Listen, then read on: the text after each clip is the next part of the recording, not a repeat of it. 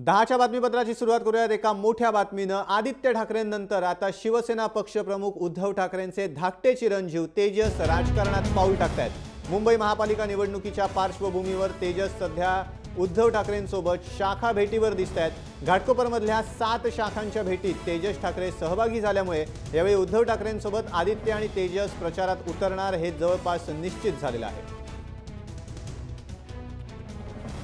आदित्य ठाकरेंनंतर आता शिवसेना पक्षप्रमुख उद्धव ठाकरेंचे धाकटे चिरंजीव तेजस राजकारणात पाऊल टाकतायत। मुंबई महानगरपालिका निवडणुकीच्या पार्श्वभूमीवर तेजस सध्या उद्धव ठाकरेंसोबत शाखांच्या भेटीवर दिसतायत।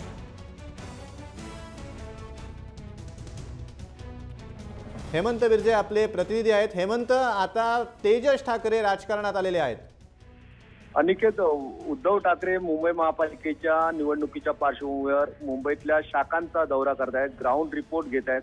आज चक्क उद्धव ठाकरेंचे जे द्वितीय चिरंजीव आहेत तेजस ठाकरे, ते उद्धव ठाकरेंबरोबर आज जवळजवळ 7 शाखांमध्ये फिरलेले आहेत। 7 शाखांमध्ये उद्धव ठाकरे ज्या शाखेमध्ये गेले ते त्यांचं स्वागत त्या पद्धतीने झालं। पण उद्धव ठाकरेंबरोबर त्यांनी पुष्पगुच्छ घेतला नाही, पण तिकडच्या शिवसैनिकांबरोबर युवकांबरोबर चर्चा केली आहे हे मात्र कळत आहे। आणि तेजस ठाकरेंच्या या दौऱ्यामुळे कुठेतरी शिवसैनिकांमध्ये ती एक जी आदित्य ठाकरेंबरोबरची उणीव वाचत होती ती आज उणीव भरून निघते की अशा पद्धतीने। हेमंत, आपल्यासोबत तुम्ही आमच्यासोबत असेच राहा। आपल्यासोबत आहेत विभाग प्रमुख ईशान्य मुंबईचे राजा राऊत। राऊतजी, आदित्य ठाकरेंनंतर आता उद्धव ठाकरेंचे धाकटे चिरंजीव तेजस राजकारणात पाऊल टाकतायत, काय स्ट्रॅटेजी आता ही?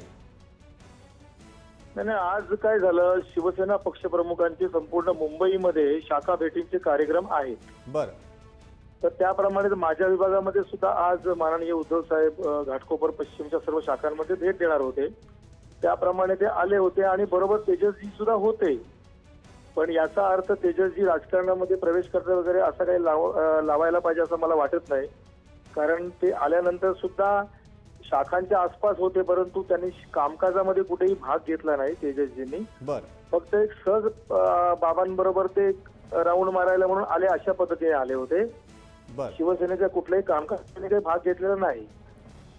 धन्यवाद राजा राऊत दिलेल्या सविस्तर प्रतिक्रियेबद्दल। जय महाराष्ट्राला। तर आदित्य ठाकरेंनंतर शिवसेना पक्षप्रमुख उद्धव ठाकरेंचे धाकटे चिरंजीव तेजस ठाकरे राजकारणात पाऊल टाकण्याची चिन्ह आहेत।